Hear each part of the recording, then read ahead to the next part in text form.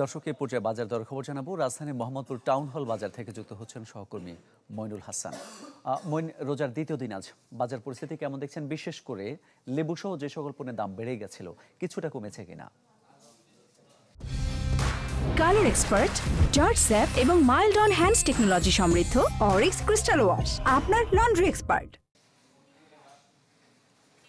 মামুন, রমজানের বেশ 2-3 দিন আগে বিশেষ করে নিত্য প্রয়োজনীয় পণ্যের ক্ষেত্রে যেগুলো ইফতারিতে এবং আমরা রমজান কেন্দ্রিক যে পণ্যগুলোর কথা বলি সেগুলোর দাম কিন্তু কিছুটা বাড়তি ছিল। সেই তালিকায় রয়েছে লেবু, শসা, বেগুন এবং এই শরবত জাতীয় যে পণ্য।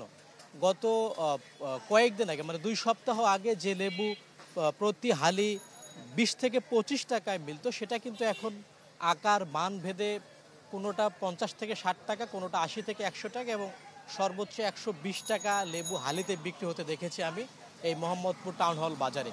আরেকটি বিষয়, গত কয়েকদিন আগে তাল বেগুন, আমরা যেটা গোল বেগুন বলি, সেই বেগুনটা কিন্তু 50 থেকে 60 টাকা হালি ছিল। সেটার খুব বেশি মূল্য পরিবর্তন হয়নি, এখন 60 থেকে 80 টাকায় বিক্রি হচ্ছে। তবে পরিবর্তন যেটা হয়েছে যে লম্বা যে বেগুনটা সেটার কেজি কিন্তু আমরা রমজানের সপ্তাহখানেক আগে দেখেছিলাম 50 থেকে 60 টাকা, কোথাও কোথাও 70 টাকা। সেই বেগুনটার কিন্তু মূল্য পরিবর্তন বেশ খানিকটা হয়েছে। গতকালকের যা ছিল 100 থেকে 120, তার আগের দিন ছিল 80 থেকে 100 টাকা এবং সেটা আজকের বাজারে বিক্রি হচ্ছে 140 থেকে 160 টাকা। অর্থাৎ গত একদিনের ব্যবধানে কিন্তু 40 টাকা বৃদ্ধি পেয়েছে এই লম্বা বেগুনটার। এবং একই সাথে শশার কেজি ছিল 40 থেকে 30 টাকা পর্যন্ত।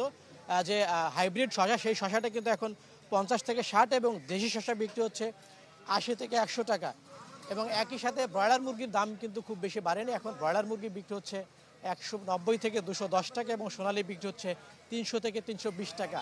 এবং ভোজ্য তেলের বাজারে বোতলজাত যে সয়াবিন তেল, সেই সয়াবিন তেলের কিন্তু সংকট এখনও কাটেনি এবং এর বাহিরে যে চাপটা পড়েছে খোলা সয়াবিনের উপর সেটার দাম কিন্তু বাড়তি, সেটা বিক্রি হচ্ছে 185 থেকে 190 টাকা প্রতি লিটার। অর্থাৎ সরকার নির্ধারিত দামের থেকেও প্রায় 28 থেকে 30 টাকা বাড়তি অর্থ গুনতে হচ্ছে খোলা সয়াবিনে। মামুন। জি মইন, ধন্যবাদ আপনাকে। রাজধানীর মোহাম্মদপুর বাজার থেকে যুক্ত হয়েছিলেন সহকর্মী মইনুল হাসান।